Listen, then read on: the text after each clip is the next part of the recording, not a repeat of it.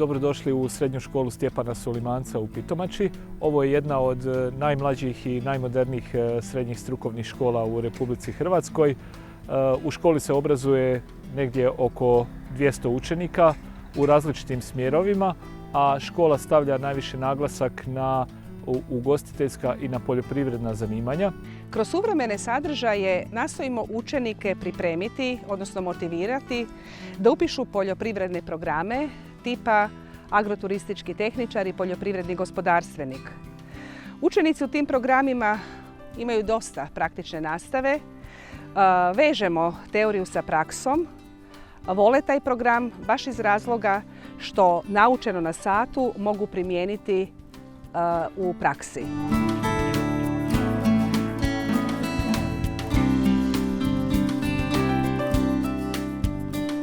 Ja sam Marinela Lovrenčec.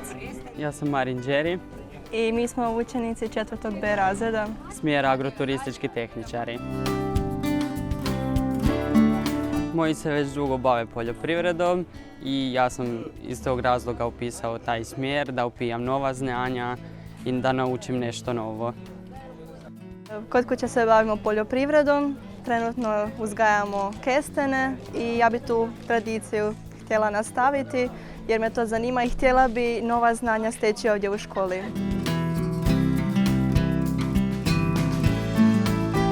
Srednja škola Pitomača je partner škola na projektu RCK Panonika, u sklopu čega je samo u Pitomaču investirano 2,7 milijuna kuna u opremanje i opremu za provođenje praktične nastave. Oprema se sastoji od pedološkog laboratorija i opreme za pedološki laboratorij, ratarske opreme za praktičnu nastavu, informatičke opreme i plastenika poput ovog za transfer znanja u svim aspektima povrćarske proizvodnje.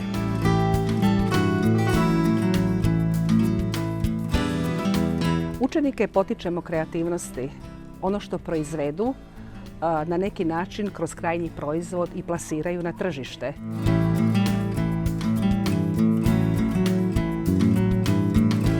Srednja škola Stjepana Sulimanca u Pitomači jedna je od najpoznatijih škola u Republici Hrvatskoj po povlačenju EU sredstava i po sudjelovanju u projektima. Do sada je srednja škola sudjelovala u projektima ukupno vrijednim preko 130 milijuna kuna, od čega smo dobar dio sredstava iskoristili kako bismo opremili naše praktikume, kako bismo opremili naše radionice, nabavili suvremenu IKT opremu, laboratorije i djeci omogućili da rade na opremi u radionicama, znači uvjetima kakve imaju njihovi vršnjaci u Europskoj uniji. U našem strateškom promišljanju u dugoročnom razvoju, znači što želimo postići sa našim projektima, bazirali smo se na 3 područja. Jedno od tih područja je zelena tranzicija, odnosno tranzicija prema ekološkoj poljoprivredi i energetskoj učinkovitosti. Bazirali smo se na IKT tehnologije i bazirali smo se na internacionalizaciju ustanove, zbog čega naša srednja škola redovito svake godine šalje svoje učenike diljem Europe koji u tvrtkama stječu međunarodno iskustvo i donose nove suvremene metode i prakse koje mi primjenjujemo u našoj školi.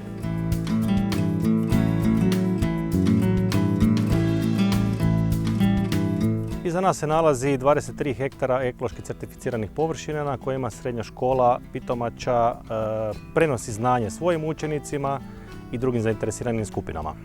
Primarno proizvodimo ljekovito bilje, kamilicu kao glavnu kulturu, a u plodoredu proizvodimo ostale ratarske kulture, naravno u ekološkom načinu proizvodnje, ovisno o mogućnostima i naravno tržištu koje nam definira proizvodnost, to je cijenu koju možemo na kraju priče ostvariti.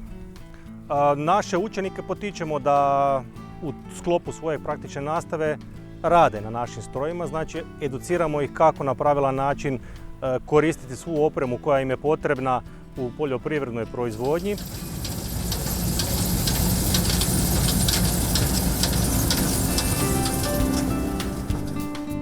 Ja sam Dario Zelnaber iz Buštine, nositelj obiteljskog gospodarstva.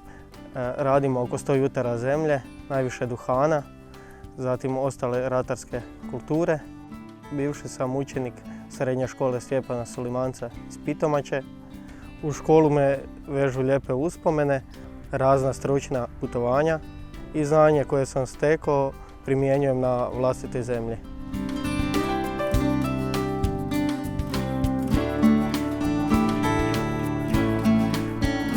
Naši učenici dobivaju praktična znanja iz područja mehanizacije, strojarstva. Zato smo i kupili ovaj stroj i trenutno smo na praktičnoj nastavi. Ovo je kombajn Zmaj proizveden u Zemunu 1973. godine. Specifičnost je što se puni u vreće, a ne u spremnik. Na njemu vršimo praksu iz poljoprivrednih strojeva i motora i traktora. Znači, jako nam je praktičan jer je sav mehanički, sve je mehaničko, nema nikakvih senzora. Ja sam Andrej Mihoković, pohađam srednju školu Stjepana Sulimanca. Volim se baviti mehanikom, to me zanima i nadam se da ću se u budućem životu, da ću imati svoju firmu i da ću se baviti s tim cijeli život.